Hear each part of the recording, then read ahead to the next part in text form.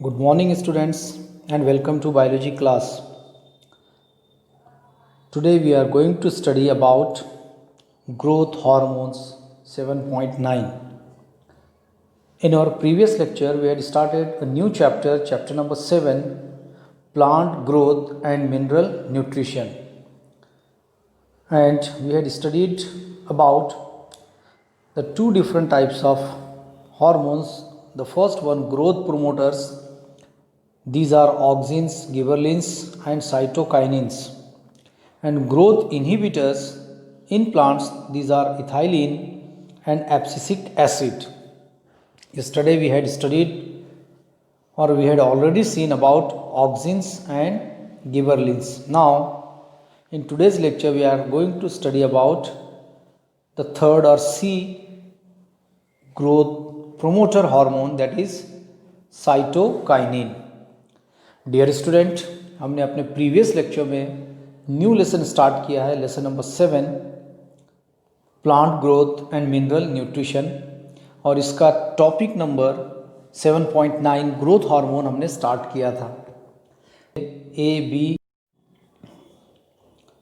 Good morning students and welcome to biology class.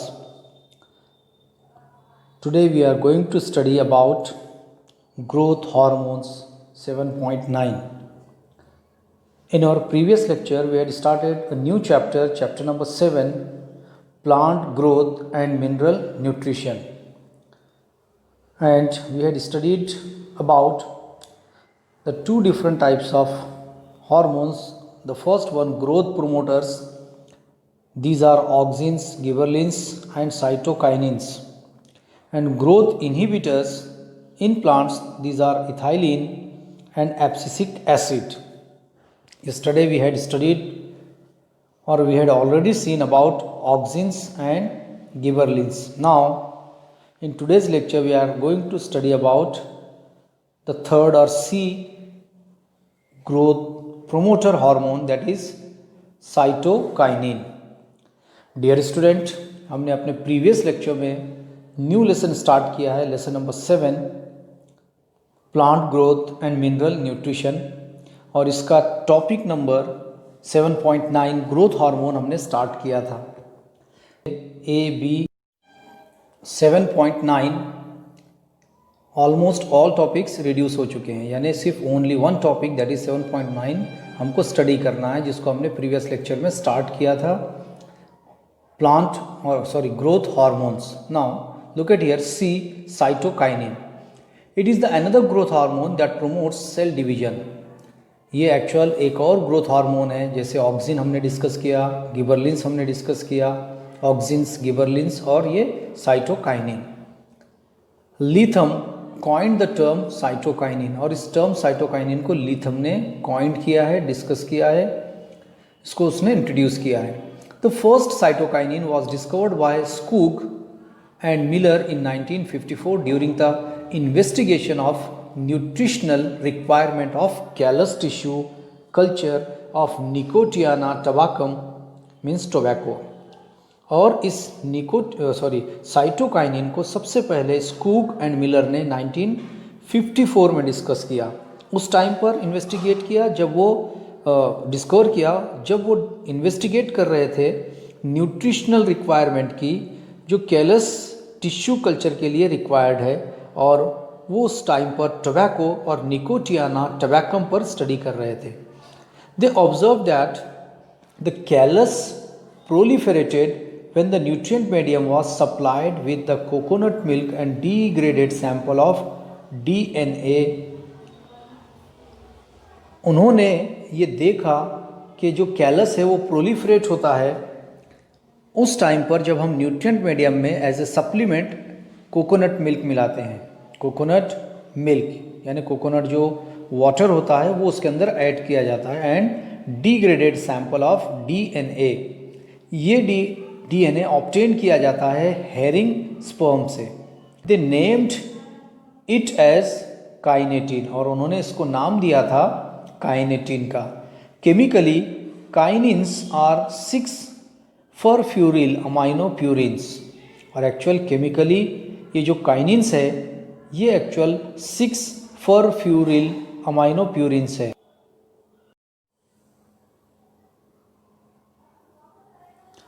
First natural cytokinin was obtain from unripe maize grain by Letham et all.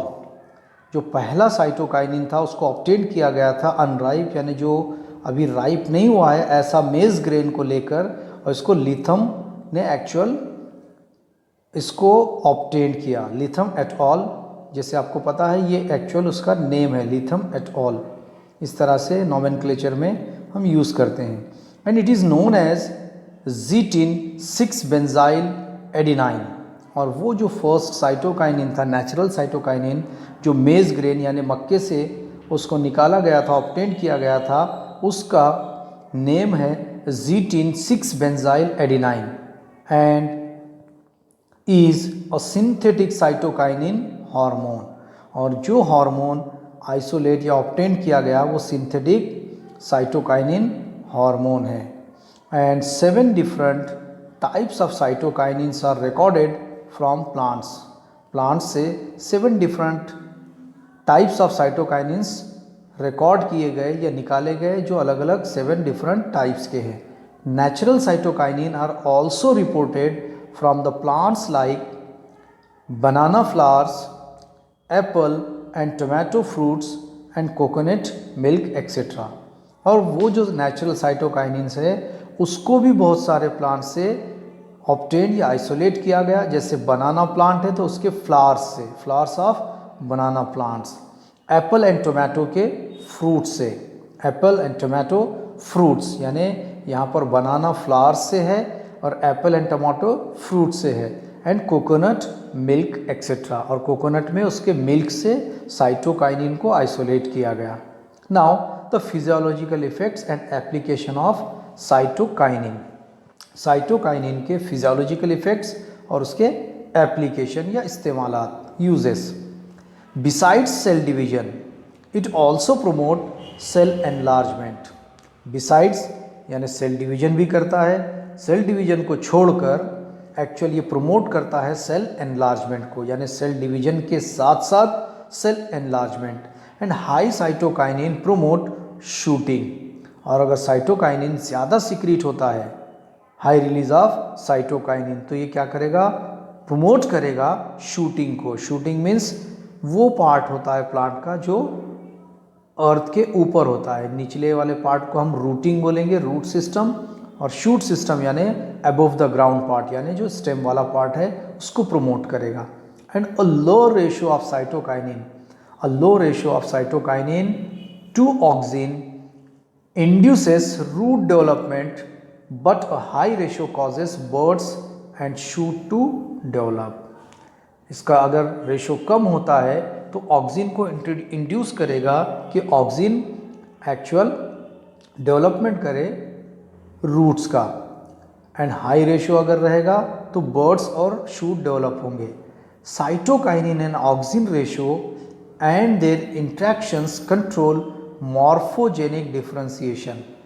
अब cytokinin और auxin ये दोनों का जो ratio है ये इंट्रैक्ट करता है आपस में, और ये कंट्रोल करता है मॉर्फोजेनिक डिफरेंशिएशन को, यानी किसी भी प्लांट्स में उसके जो डिफरेंट ऑर्गन्स है, मॉर्फो मीन्स फॉर्म, तो ये जो डिफरेंट ऑर्गन्स है उसके फॉर्मेशन को, उसके डिफरेंशिएशन को ये दोनों का जो रेशियो है आपस में इंट्रैक्ट करके कंट्रोल करते हैं। यानी एक इंक्रीज होगा, ऑक्सिन इंक्रीज होगा तो एक्चुअल रूट डेवलप होंगे, साइटोकाइनिन इंक्रीज होगा तो शूट वाला रीजन सबसे पहले डेवलप होगा, और ये दोनों मिलकर ऑर्गन को डिफरेंशिएशन को कंट्रोल करते हैं। It promote the growth of lateral bird and control apical dominance by cell division.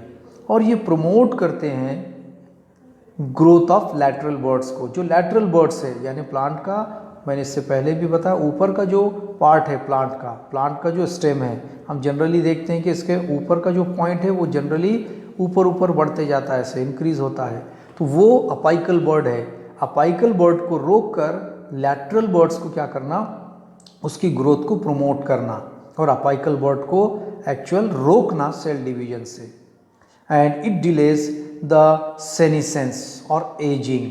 अब ये एक्चुअल सेनिसेंस या एजिंग को भी रोकते हैं। सेनिसेंस यानी एजिंग, जैसे अगर प्लांट के लीफ है तो एक टाइम के बाद उनका कलर चेंज हो जाएगा, उसके बाद वो गिर जाएंगे। And abscission process in the plant organs, ये एजिंग को भी रोकेंगे, डिले करेंगे, और एब्सिसॉन को भी। एब्सिसॉन यानी वो पावर जो सेल की जो हर सेल के अंदर जो पावर होती है वो पावर के लॉस होने को भी वो रोकते हैं। And this was reported by Richmond and Lang in 1957, और इसको रिपोर्ट किया सबसे पहले रिचमंड और लैंग ने 1957 में। Formation of interfascicular cambium and expansion of cells are other functions, और इसके दूसरे फंक्शन है कैम्बियम या इंटरफेसिकुलर कैम्बियम को उसको फॉर्म करना और सेल के एक्सपेंशन को, ये दूसरे फंक्शंस है। Next, it also breaks dormancy and promote the germination of seed, और इसका एक और फंक्शन है साइटोकाइनिन का कि ये डॉर्मेंसी को ख़त्म करता है और जर्मिनेशन को प्रमोट करता है। यानी अगर हम सीड को सोन करते हैं सॉइल के अंदर, तो आपको भी पता है वो सॉइल के नीचे कुछ टाइम रहकर फिर जर्मिनेट होता है, तो उसका जो जर्मिनेशन है उसको या उसके डॉर्मेंसी पीरियड को रोकना और जर्मिनेशन को हेल्प करना, प्रमोट करना। Cytokinin reverses apical dominance effect, और साइटोकाइनिन अपाइकल डोमिनेंस जो इफेक्ट है उसको रिवर्स करता है। And it induces RNA synthesis and formation of interfascicular cambium, और साइटोकाइनिन एक्चुअल आरएनए सिंथेसिस को भी इंड्यूस करेगा, उसको भी तैयार करेगा, और इंटरफेसिकुलर कैम्बियम के फॉर्मेशन को भी। Got it student? यहाँ पर हमारे तीनों हार्मोन्स कंप्लीट हो चुके हैं जो प्रोमोटर्स हैं। अब इसके बाद हमको और दो हार्मोन की स्टडी करनी है, ethylene and abscisic acid. These are growth hormone but these are inhibitors. Now the first one, the, ethylene, ये भी प्लांट हार्मोन है बट ये इनहिबिटर्स है। It is the only gaseous growth regulator, ये actual gaseous growth regulator है plants में। Denny 1924 reported ethylene is effective in fruit ripening, और Denny ने 1924 में रिपोर्ट किया इथाइलिन एक इफ़ेक्टिव फ्रूट राइपनिंग है, यानी फल के पकने के लिए, उसके तैयार होने के लिए एक्चुअल ये रिस्पॉन्सिबल है। Gane 1934 establish that plants naturally synthesize ethylene, और 1934 में गेन ने ये रिपोर्ट किया, ऑब्जर्व किया, एस्टैब्लिश किया कि एक्चुअल प्लांट्स नेचुरली इथाइलिन को भी सिंथेसाइज करते हैं। Crocker in 1930 proposed that ethylene is the plant hormone responsible for fruit ripening, और 1930 में क्रॉकर ने ये प्रपोज किया, ये बताया कि इथाइलिन प्लांट के राइपनिंग के लिए या फ्रूट राइपनिंग के लिए रिस्पॉन्सिबल है। And it is a simple gaseous hydrocarbon with essential role in the fruit ripening. अब इथाइलिन क्या है, कौन से फॉर्म में है, तो ये गैसियस हाइड्रोकार्बन के फॉर्म में है, एंड ये एक्चुअल इसेंशियल है फ्रूट राइपनिंग के लिए। The most widely used compound as a source of ethylene is ethephon. Actual जो कंपाउंड है, मोस्ट वाइडली यूज कंपाउंड जो इथाइलिन के सोर्स के तौर पर यूज होता है वो इथीफॉन है। And it is synthesised in roots, shoot, apical meristem and ripening fruits etcetera. और इथाइलिन कहाँ कहाँ पर सिंथेसाइज होगा, रूट्स में और शूट में, शूट के अपाइकल मेरिस्टेम में, और जो भी राइपनिंग फ्रूट है उनके अंदर। Got it student? Now physiological effects and applications. Physiological effects and application of ethylene.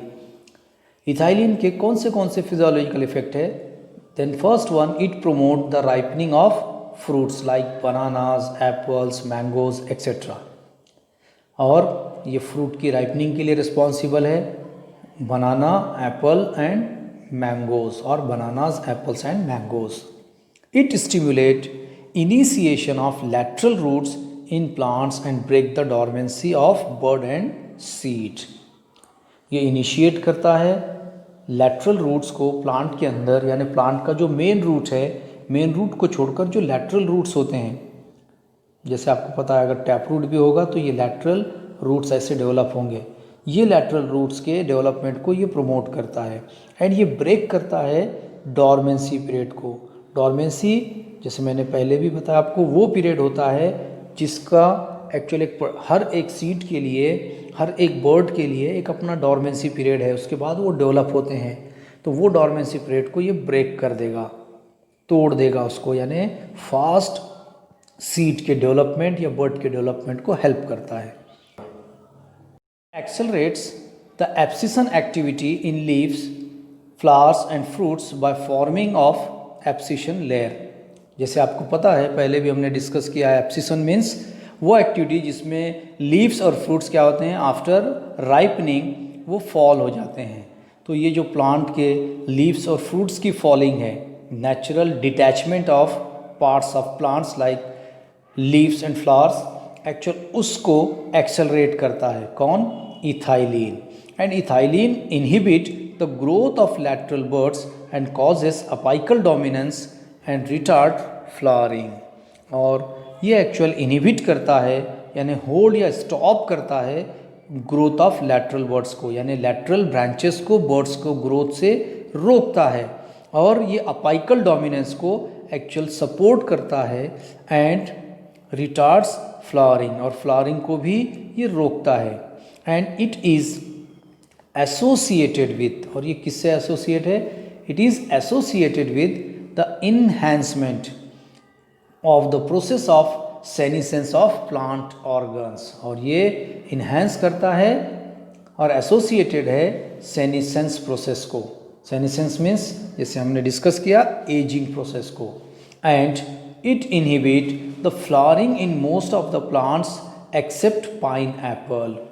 बहुत सारे प्लांट्स के अंदर ये फ्लावरिंग प्रोसेस को क्या करता है? इनहिबिट, होल्ड या स्टॉप करता है, एक्सेप्ट यानी पाइनएप्पल को छोड़कर. पाइनएप्पल में ये ऐसा नहीं करता. It causes इपिनेस्टी means dropping of leaves and flowers, और ये रिस्पॉन्सिबल है इपिनेस्टी के लिए. इपिनेस्टी मीन्स ड्रॉपिंग, गिरना पत्तों का और फूल का. Flowers means fool.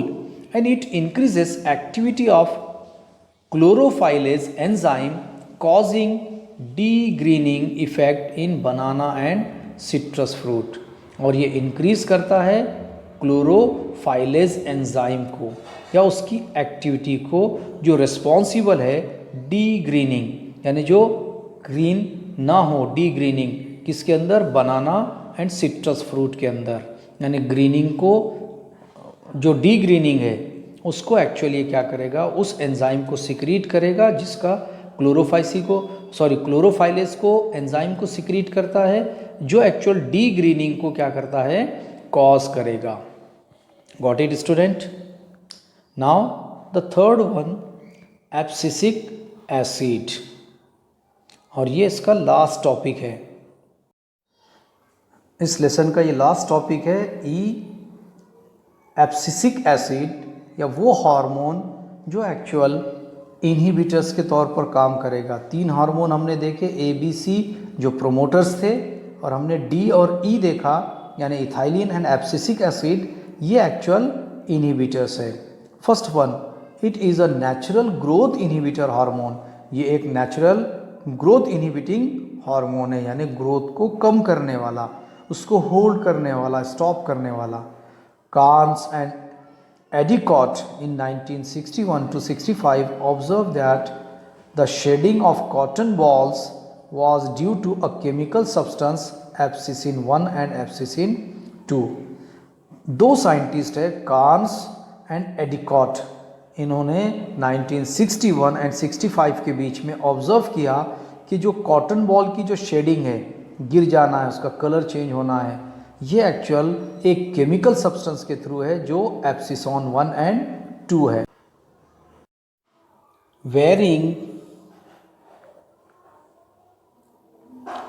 Waring in 1963 isolated a substance from the birds of Acer that can be induced bird dormancy and named it dormian.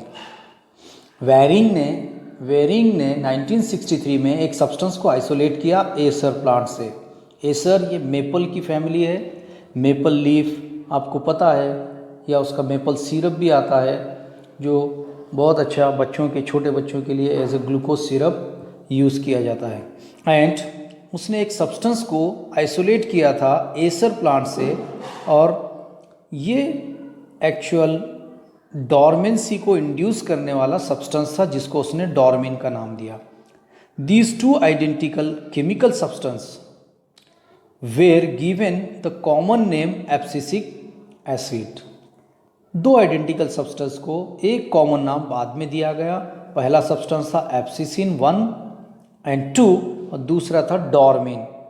ये दो केमिकल सब्सटेंस को बाद में एक कॉमन नाम एब्सिसिक एसिड का दिया गया। It is synthesize in leaves, fruits, roots, seeds etcetera. और ये प्लांट के थ्रू सिंथेसाइज किया जाता है उनके लीव्स में, उनके फ्रूट्स में, उनके सीड्स में एंड रूट्स में etcetera.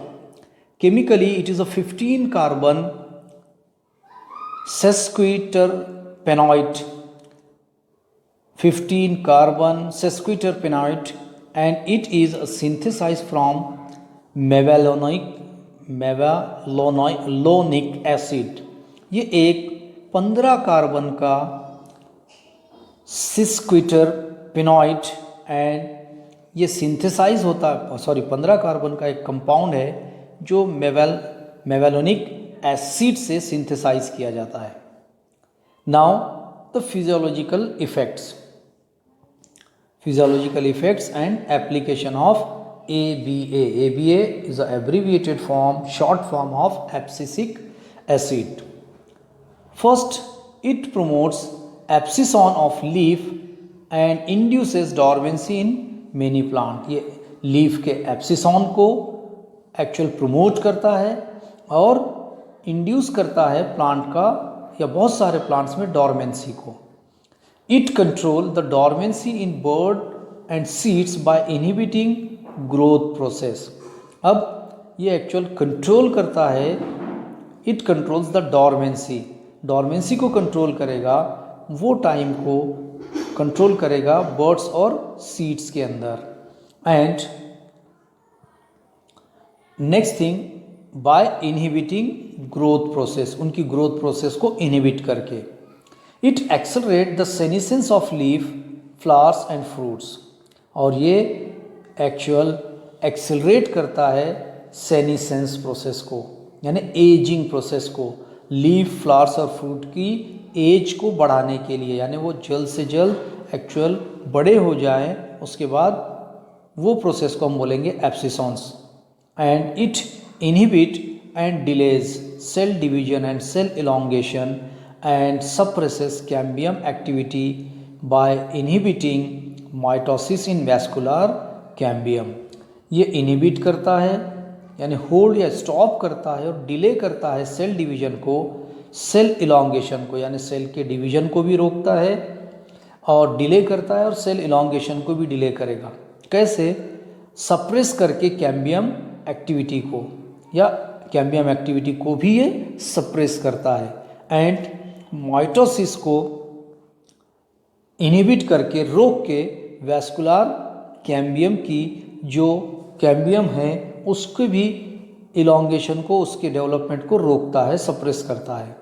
ABA could cause efflux of potassium ions from the God cell and result in closure of stomata। ABA का एक और फंक्शन है, ये एक्चुअल पोटेशियम आयन के जो रिफ्लक्स होता है उसको एक्चुअल कम करके गॉड सेल को क्लोज करने के लिए रिस्पॉन्सिबल है, जो स्टोमेटा को क्लोज करते हैं, या स्टोमेटा के गॉड सेल एक्चुअल स्टोमेटा को क्लोज कर देंगे। And so it is known as anti transpirant. अब गॉड सेल अगर स्टोमेटा को क्लोज करते हैं तो ट्रांसपिरेशन प्रोसेस कम हो जाता है, और ये एक्चुअल एब्सिसिक एसिड की वजह से है जो पोटेशियम आयंस के थ्रू गॉड सेल को रेगुलेट करेगा या क्लोज करेगा, रेगुलेट करेगा, जिसकी वजह से स्टोमेटा क्लोज हो जाएगा। And it acts as a stress hormone by inducing the plant to bear the adverse environmental condition. और इसको हम स्ट्रेस हार्मोन भी कहते हैं। क्यों? कि एक्चुअल ये एडवर्स जो कंडीशन आती है, इन्वायरमेंटल कंडीशन, उसके अंदर प्लांट को इंड्यूस करने के लिए एक्चुअली ये सपोर्ट करता है। And it inhibit flowering in long day plant but stimulate flowering in short day. जो लॉन्ग डे प्लांट्स है, एक्चुअल ये प्लांट्स का जो long day and short day plants है, ये डिपेंड करता है एक्चुअल जितनी जो लाइट है वो एक्चुअल जितनी रिसीव करते हैं ड्यूरिंग डे टाइम, यानी एक्चुअल जो सनलाइट वो रिसीव करेंगे। अगर शॉर्ट डे प्लांट है और उनको अगर फुल टाइम अगर 12 आवर्स तक अगर उनको डे लाइट अगर मिलती रहेगी तो एक्चुअल उनके अंदर फ्लावरिंग फ्रूटिंग नहीं डेवलप होगी। और जो लॉन्ग डे प्लांट है इनको ज़्यादा सनलाइट चाहिए, और जो शॉर्ट डे प्लांट्स है इनको सनलाइट कम चाहिए। यानी एक्चुअल जो लाइट या फ्लैश ऑफ लाइट है ये एक्चुअल डिपेंड करता है, या उन प्लांट्स के लिए ये बहुत इम्पॉर्टेंट है कि वो एक्चुअल डे ऑफ लाइट के अकॉर्डिंग अपने आप को फ्लावरिंग फ्रूटिंग के लिए वो एक्चुअल तैयार करते हैं। अगर शॉर्ट डे प्लांट्स को ज़्यादा टाइम तक अगर लाइट अवेलेबल होती है तो उनकी वो प्रोसेस जो डेवलपिंग प्रोसेस है, ग्रोथ है, वो एक्चुअल रिड्यूस हो जाता है। इसी तरह से जैसे हमने यहाँ पर देखा कि ये जो हार्मोन है एब्सिसिक एसिड, ये लॉन्ग डे प्लांट को तो इनहिबिट करता है, उनको तो रोकता है, बट जो शॉर्ट डे फ्लावर्स है उनके लिए, शॉर्ट डे प्लांट्स है उनकी फ्लावरिंग को ये स्टिमुलेट करेगा। Got it student? यहाँ पर हमारा ये आज का लेक्चर भी कंप्लीट हो चुका है, और ये हमारा lesson chapter 7 plant growth and mineral nutrition भी कंप्लीट हो चुका है। एंड लास्टली आपके लिए क्वेश्चन रहेगा, डिस्क्राइब